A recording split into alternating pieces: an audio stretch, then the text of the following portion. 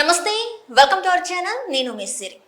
ఎన్నికలు దగ్గర పడుతున్న వేళ కేటీఆర్కి అయితే షాకుల మీద షాకులు తగులుతున్నట్టు మనకి అనిపిస్తుంది. ఎందుకంటే బీఆర్ఎస్ నేతలు ఒక్కొక్కరుగా కాంగ్రెస్ గూటికి చేరుతున్నారు. అయితే ఇప్పుడున్న పరిస్థితుల్లో స్వయాన బామర్ది అయిన ఎడ్ల రాహుల్ కూడా కాంగ్రెస్ కండుగా కప్పుకున్నట్టు తెలుస్తుంది. సో ఈ అంశాన్ని మనకి వివరించడానికి మనతో పాటు ఉన్నారు ప్రముఖ సీనియర్ జర్నలిస్ట్ జగదేవ్ గారు. నమస్కారం సార్. నమస్తే.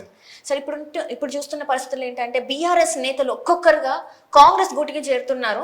అయితే అందులో ఇప్పుడు ఏంటంటే ఎడ్ల రాహుల్, ఇక్కడ ఎడ్ల రాహుల్ ఎవరంటే కేటీఆర్ భార్య అయిన శైలిమ సోదరుడు అని చెప్పి మనకు తెలుస్తుంది. సో తను కూడా ఇప్పుడు కాంగ్రెస్ కండుగా కప్పుకోవడం జరిగింది. అయితే ఇదంతా ఈ పరిణామాలు అసలు ఎలా చూడాలి సార్?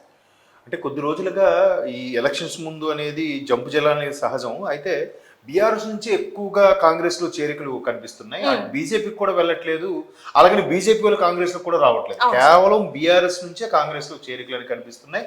అది కూడా రేవంత్ రెడ్డి గారి సమక్షంలో స్వయాన కేటీఆర్ గారి బావమరిది అయిన ఎడ్ల రాహుల్ ఈ మధ్యకాలంలో అంటే మొన్న ఒక 1 month బ్యాక్ 2 months బ్యాక్ చూసుకుంటే ఇట్లాగే ఏదో బన్నీ గారు ఓపెన్ చేసిన పబ్ కి జూబ్లీ 800 ఏవో ఉన్నాయి కదా, వాటికి సంబంధించిన డ్రగ్స్ విషయంలో కూడా ఈయన పేరు అడపాదడపా వినిపించింది. అంటే పూర్తిగా అభియోగాలు అయి ఉండొచ్చు, నేరారోపణలు అయితే జరగలేదు. సో కేటీఆర్ గారు అండ చూసుకునే ఇట్లా ఈయన కూడా ఉన్నారు వాటిలో అని కూడా చెప్పి ప్రతిపక్షాలు చాలా వరకు దుమ్మెత్తిపోసాయి. సో కేటీఆర్ గారు కొన్ని సిద్ధాంతాలు ఏవైతే ఉన్నాయో మ్యాక్సిమం ఇప్పుడు ఆయన ఎలాగూ దానికి ప్రెసిడెంట్గా వర్కింగ్ ప్రెసిడెంట్గా ఉన్నారు కాబట్టి కేటీఆర్ గారు అందరినీ బాధ్యత చూసుకోవాల్సింది ఆయనే.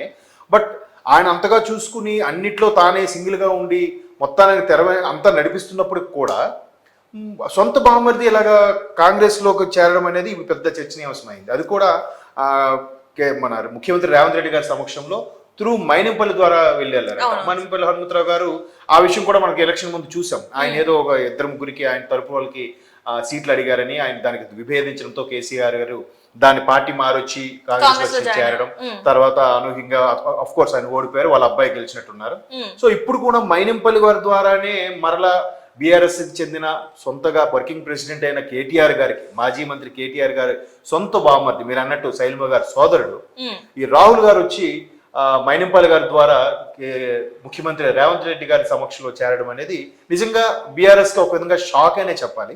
ఎందుకంటే కుటుంబ పరిపాలన, కుటుంబ సభ్యులతోనే ఎక్కువగా నెట్టుకొస్తున్నారన్న ముద్ర ఎలాగో బీఆర్ఎస్ ఉంది. సో దానికి తగ్గట్టుగానే కుటుంబ సభ్యులు, కుటుంబం సంబంధించిన రిలేషన్స్ అందరూ కూడా వాళ్ళందరూ మన బీఆర్ఎస్ చుట్టూ కంచుకోట్లాగా ఉన్నారు. యాక్చువల్గా హరీష్ రావు గారు కానీ, వేరే ప్రసాద్ గారు కానీ, కవిత గారు కానీ వీళ్ళందరూ కూడా. బట్ ఇప్పుడు బావమర్దులు నెక్స్ట్ లెవెల్, నెక్స్ట్ సర్కిల్లో బావమర్దులు, బాబాయిలు, చిన్నాళ్ళు ఇట్లాంటి రిలేషన్స్ ఉండే వాళ్ళు కూడా ఒక్కొక్కరుగా పార్టీ వేయడం అనేది బీఆర్ఎస్ కి కొంచెం ఇబ్బందికర పరిస్థితులు. ఎందుకంటే ఒకవైపు ఏమంటున్నారు, కేటీఆర్ గారి యొక్క సిద్ధాంతాలు నెక్స్ట్ కేసీఆర్ గారి తర్వాత ఆయనే నెక్స్ట్ వర్కింగ్ ప్రెసిడెంట్ కూడా కాబోయే ముఖ్యమంత్రి అని కూడా గతంలో వార్తలు వచ్చాయి. అటువంటి కేటీఆర్ గారికి సరిగ్గా సిద్ధాంతాలు బాలేవు కాబట్టే ఒక్కొక్కరు పార్టీ వీడుతున్నారని ఆల్రెడీ ఒక రకమైన రోమర్ పుట్టించారు. సో ఆ రోమర్ పుట్టించిన అందులో రోమర్ గానే ఉండిపోయింది, అవాస్తవంగా ఉండాలి తప్ప వాస్తవమయ్యేలా కనిపించే పరిస్థితులు ఇప్పుడు మనం ఇప్పుడు స్క్రీన్ మీద కూడా చూడొచ్చు. ఎడ్ల రాహుల్ రేవంత్ రెడ్డి గారు, ముఖ్యమంత్రి రేవంత్ రెడ్డి గారి సమక్షంలో కూడా కాంగ్రెస్ కండువా కప్పుకోవడం, కాంగ్రెస్ లో చేరడం అనేది ఇప్పుడు కేటీఆర్ గారు వర్కింగ్ ప్రెసిడెంట్ గా ఉండి ఒకవైపు కేసీఆర్ గారు అనారోగ్యంగా ఉన్న నేపథ్యంలో అందరి పార్టీ శ్రేణులు కూడా సమాయత్తం చేస్తూ ప్రతి జిల్లా కూడా వీళ్ళు మీటింగ్ పెట్టి మనం ఏమి ఇది కాదు, ఇది ఓటమి కాదు, మనం ఖచ్చితంగా ఎదుగుతాం, ఈసారి పార్లమెంట్లో ఖచ్చితంగా ఎక్కువ స్థానాలు సంపాదించుకుంటే 17లో 10 నుంచి 12 సంపాదించుకుంటే మనకి మంచి ఇది ఉంటుంది, సెంట్రల్లో కూడా మంచి సపోర్ట్ ఉంటుంది అని రకరకాలుగా ఈయన ఉద్బోధిస్తున్నప్పటికి కూడా ఇట్లా కీలకమైన నాయకులు ఒక్కొక్కరుగా పార్టీ వేయడం అనేది కొంచెం చాలా ఇబ్బందికర పరిస్థితి. అంటే కేసీఆర్ గారు మాత్రం ఒక మాట చెప్తున్నారు ఏంటంటే, నాకు ఇప్పటికీ కాంగ్రెస్ 20 మంది ఎమ్మెల్యేలు అయితే నాతో టచ్ లో ఉన్నారు, వాళ్ళు రేపు మాపు బీఆర్ఎస్ లకు వచ్చే అవకాశం ఉందని చెప్పేసి మరి కేసీఆర్ గారు చెప్తున్నారు కదా. ఇప్పుడు ఎన్నికల స్టంట్, ఎన్నికల వ్యూహాలు రకరకాల కేసీఆర్ గారు ఇలా అంటున్నారు, బీజేపీ వాళ్ళు ఏమంటున్నారు, ఎన్నికల తర్వాత ముఖ్యమంత్రి రేవంత్ రెడ్డి గారే పార్టీ మారిపోతారు, బీజేపీలోకి వచ్చి వెళ్ళిపోతారని. ఇదే బీఆర్ఎస్ వాళ్ళు కూడా ఏమంటున్నారు, రేవంత్ రెడ్డి గారు కంప్లీట్ గా కాంగ్రెస్ లో ఉన్న రేవంత్ రెడ్డి గారు బీఆర్ఎస్ ని కాంగ్రెస్ లో కలుపుకుపోయే ప్రయత్నం చేస్తున్నారని, అందుకే ఫోన్ ట్యాపింగ్ వ్యవహారం కూడా నడుస్తోందని కూడా కొన్ని వార్తలు వినిపిస్తున్నాయి. బట్ ఎన్నికల వ్యూహాల్లో ఎవరు వెర్షన్ వాళ్ళు మాట్లాడుకుంటూనే ఉంటారు. బట్ బీఆర్ఎస్ ఏమంటుంది, కాంగ్రెస్ బీజేపీ ఒకటే అన్నట్టుగా అంటుంది రాష్ట్రం వరకు వస్తే. అది బీజేపీ ఏమంటుంది, కాంగ్రెస్ బీఆర్ఎస్ ఒకటే అంటుంది. కాంగ్రెస్ ముఖ్యమంత్రి రేవంత్ రెడ్డి గారు ఏమంటున్నారు, బీఆర్ఎస్ బీజేపీ ఒకటే, వీళ్ళు ఓల్డ్ సిటీకి వచ్చేసరికి వీళ్ళు ఒకటైపోతారు, పైకే బీజేపీ అట్లా ఎంఐఎంతో విభేదించినట్టు చూపిస్తారు కానీ వీళ్ళు ఒకటే అని చెప్పి రేవంత్ రెడ్డి గారు అంటారు. సో మొత్తం మీద బెల్లముండు దగ్గరికే చేమలు చేరుతాయనే విధంగా ఎక్కడైతే ఏ రాష్ట్రంలో ప్రభుత్వం ఎక్కడైతే ఉందో ప్రభుత్వం వైపే ఎక్కువగా చేరికలు అనేవి జరుగుతూ ఉంటాయి. అది సర్వసాధారణంగా చూస్తూనే ఉన్నాం.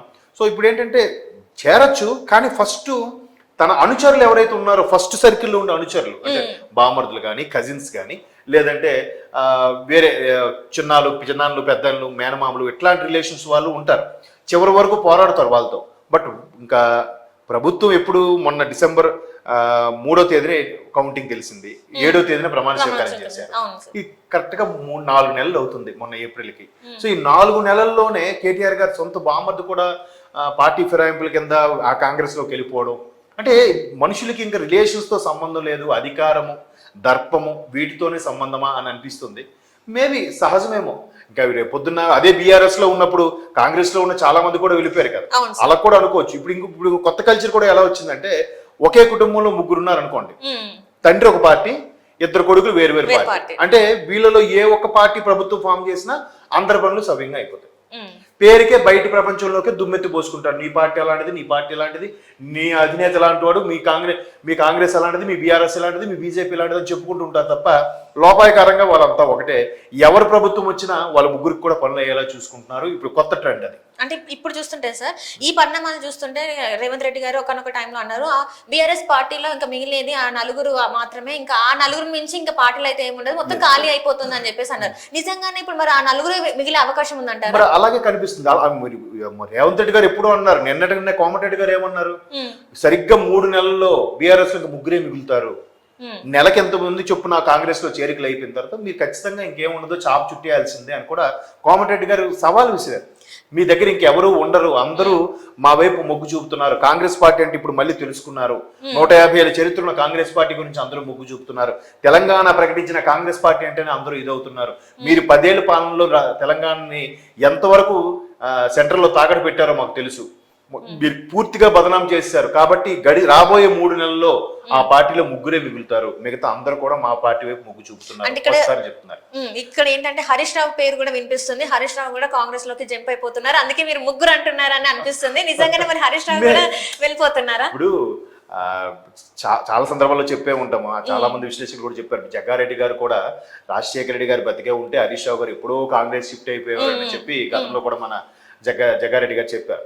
సో మొన్న ఎన్నికలు వచ్చిన తర్వాత డిక్లేర్ అయిన తర్వాత కూడా రేవంత్ రెడ్డి గారు ప్రమాణ స్వీకారం చేసిన ఒక వారం రోజులకి టాక్ వచ్చింది, బీఆర్ఎస్ లో ఒక కీలక నేత, ఆయన వెనక 16-17 మంది ఎమ్మెల్యేలు ఉన్నారు, ఆ ఎమ్మెల్యేలు అందరితో పాటు ఆయన వెళ్ళిపోతే అది ఎవరో కాదు హరీష్ రావు గారు అయ్యుండొచ్చని కొంతమంది అభిప్రాయం. ఎందుకంటే చాలా మంది విశ్లేషకులు కొంతమంది మహానుభావులు చెప్పేది ఏంటంటే హరీష్ రావు గారు ఎన్నేళ్ళు కష్టపడినా కూడా నెంబర్ 2 స్థానం వరకు వెళ్తారు కానీ నెంబర్ 1 స్థానంకి ఎప్పుడు వెళ్ళలేరు.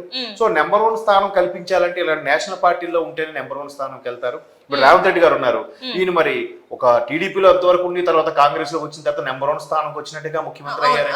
సో అట్లాగా గౌరవం దక్కుతుంది. నేషనల్ పార్టీ అంటే చాలా రకాల పదవులు ఉంటాయి, చాలా వరకు సౌలభ్యం ఉంటుంది, గవర్నమెంట్ తో పని లేకుండా పొరపాటున ఇక్కడ ఈ రాష్ట్రంలో ప్రభుత్వం లేదనుకోండి పక్క రాష్ట్రంలో ఉంటుంది, పక్క రాష్ట్రం లేకపోతే ఆ రాష్ట్రంలో ఉంటుంది, ఏదో ఒక విధంగా గవర్నర్ హోదాలో లేదంటే కేంద్ర మంత్రి హోదాలో ఏవో ఒకటి ఉంటాయి, ఆ స్థాయి బాగుంటుంది సెంట్రల్ పార్టీలోకి వస్తే అని చెప్పి కూడా చాలా మంది విశ్లేషకులు చెప్తుంటారు. మేబీ అలా ఆలోచిస్తే 10 ఏళ్ళు పదవిలో ఉండి ఒక హోదా అనుభవించిన వ్యక్తి ఒక్కసారిగా సరే మనకి ఇంకెన్నాళ్ళున్నా ఇదే దక్కుతుంది, ఎన్నాళ్ళు మనం ఇంక సర్వీస్ చేయగలం, సరే చూసుకొని అటువైపు మారిపోదాం అనుకున్న వాళ్ళు కూడా ఉన్నారు, లేకపోలేదు.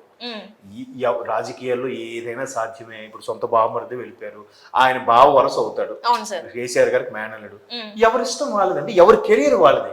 ఇప్పుడు మీరు జాబ్ మారుతున్నట్టే వాళ్ళు ఒక పార్టీలు మారిస్తే ఓసరు వీళ్ళు అంటున్నారు, జాబ్ మారితే ఓసరు వీళ్ళు కాదా? అది కూడా ప్రొఫెషనే. పొలిటికల్ అనేది ఒక ప్రొఫెషన్ గా చూస్తున్నారు, సర్వీస్ గా చూడటం మానేసి చాలా రోజులైంది, ప్రొఫెషన్ గా చూస్తున్నారు కాబట్టి ఇంకా వాళ్ళ ఇష్టం, అది తప్పులేదు, దాంట్లో తప్పు నాకైతే తప్పు అనిపించదు, అంటే వాళ్ళ ఇష్టం అని అంటారు, అంతే కదా.